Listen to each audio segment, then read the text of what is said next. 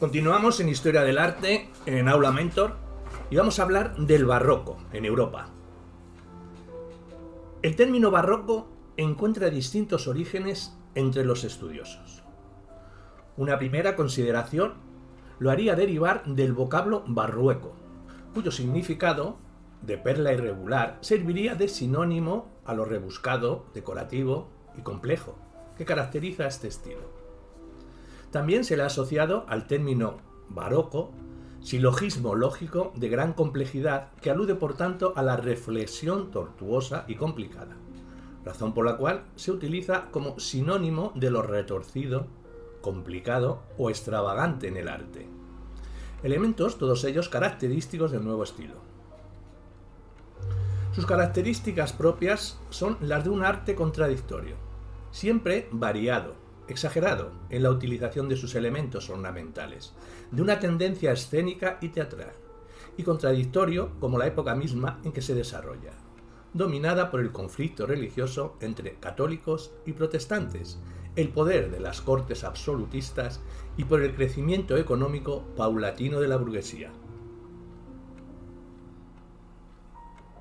El barroco es también un estilo propagandístico que se utiliza para difundir una ideología política o religiosa, lo que otorga un protagonismo enorme a los comitantes, los que encargan las obras, que a veces se sitúan por encima de la labor creadora del artista.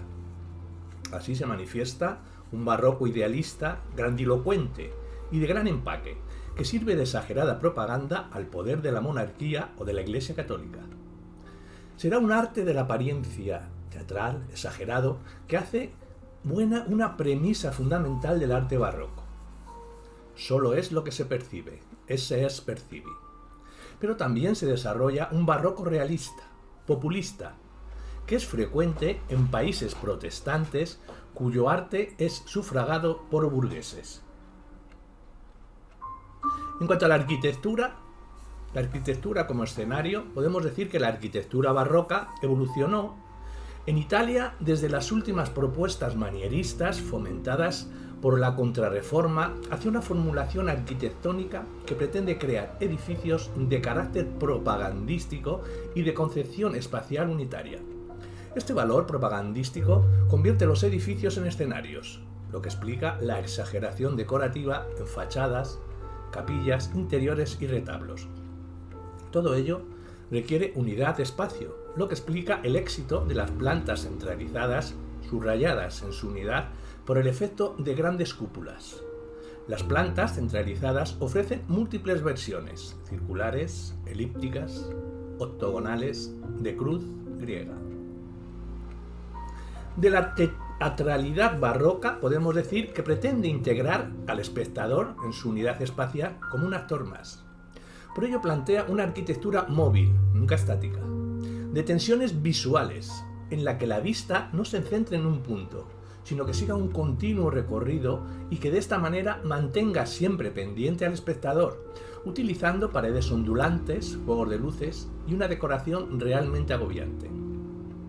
Su mejor intérprete fue sin duda Gian Lorenzo Bernini, arquitecto, escultor, pintor, urbanista y escenógrafo, que personifica, junto a Borromini, la evolución de la nueva arquitectura barroca y asimismo un nuevo lenguaje de la escultura, arte en el que también destacó como consumado maestro.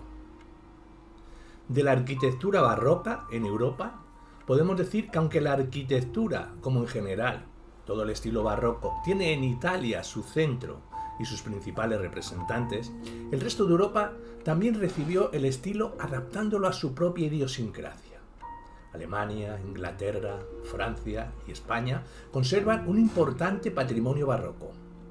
En el caso de Francia, la arquitectura palaciega culminada en el Palacio de Versalles, que alcanzó un singular desarrollo.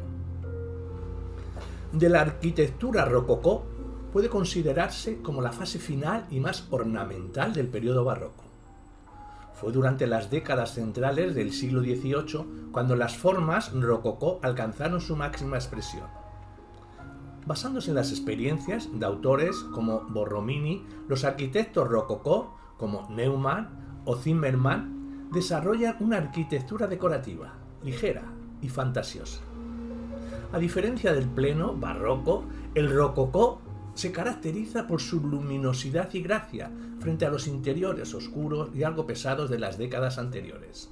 El rococó alcanzará su máxima expresión en Francia y sobre todo en Centro Europa. En cuanto a la escultura, hay variantes de la escultura barroca. Lo mismo que la arquitectura, la escultura barroca tiene su origen en Italia. Y también en esta faceta la influencia de un solo artista, de nuevo Gian Lorenzo Bernini. Resulta casi decisiva porque la importancia e internacionalidad de su taller permiten considerarlo el auténtico difusor de la escultura barroca como tal, al resto de Europa. A pesar de todo, podrán considerarse algunas matizaciones según países, de tal manera que, por ejemplo, en Francia, seguirá viva una tendencia más clasicista, mientras que en España, la imaginería, debido a su fuerte contenido religioso, tenderá más al naturalismo. De Gian Lorenzo Bernini podemos decir, a nivel formal, que la escultura se caracteriza por las composiciones abiertas, la distribución de líneas hacia el infinito, la agitación, los paños volados de grandes orquedades y la teatralidad. También se da una gran diversidad temática, porque aunque prevalece el tema religioso, se combina muchas veces con el tema alegórico o mitológico.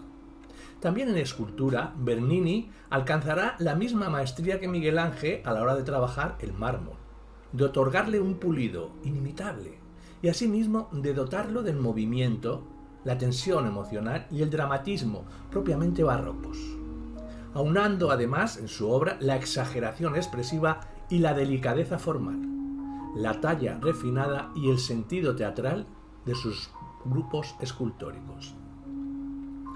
En cuanto a la pintura, podemos decir que los géneros de la pintura barroca, que viene caracterizada por su variedad estilística y también de géneros. Existe así una pintura barroca clasicista, que arraiga especialmente en Francia, y tiene sus máximos valedores en Annibale Carracci y Nicolas Poussin. Una segunda variedad estilística es la naturalista, es decir, una pintura que aplica el verismo y el realismo formal a temas históricos o religiosos. Por último, podría hablarse incluso de una pintura propiamente barroca, es decir, ostentosa, grandilocuente, movida en sus composiciones colorista y voluptuosa en las formas que tendría en Rubens, su máximo exponente. Temáticamente, también la pintura barroca es múltiple y variada.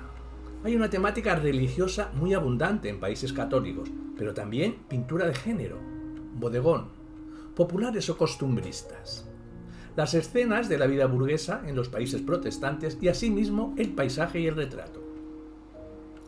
Puede decirse en general que es esta una pintura de pincelada suelta y de predominio de color sobre el dibujo, a excepción de las tendencias clasicistas y de composiciones abiertas, definidas por la compartimentación de escenas, la instantaneidad y la complejidad de su configuración, prevaleciendo las líneas diagonales y las corrientes centrífugas. La luz marca el predominio de la perspectiva aérea y se convierte en el protagonista de variantes estilísticas como el tenebrismo.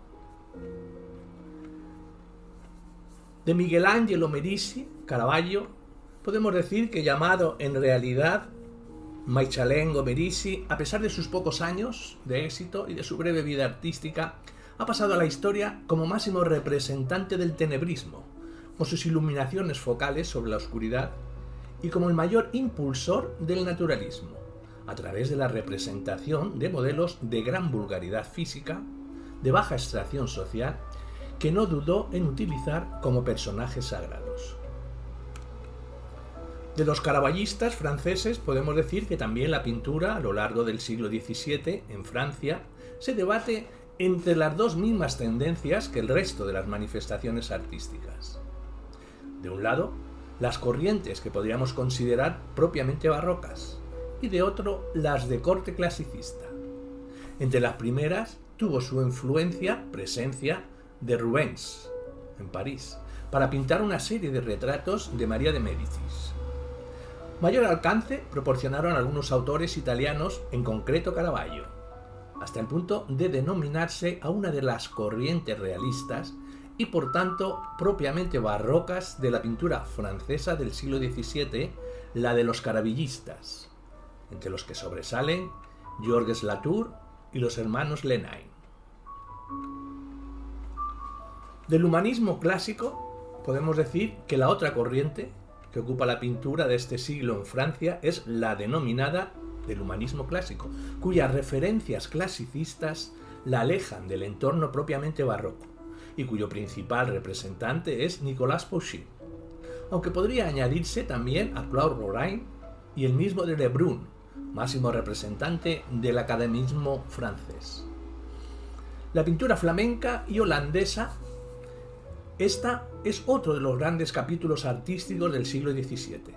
Se ve afectada por la ruptura entre católicos y protestantes, que supone la división política entre las provincias del sur, lo que luego será Bélgica, y las del norte, Holanda.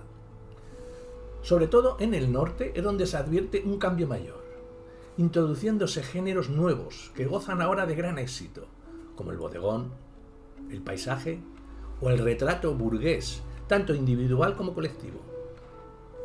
También se nota un cambio de mecenazgo, pues si en Holanda el arte queda en manos de burgueses que introducen sus gustos y aficiones en el ámbito artístico, en Flandes se mantiene el mecenazgo tradicional, especialmente de la Iglesia, y con ello las temáticas y los temas religiosos y mitológicos habituales.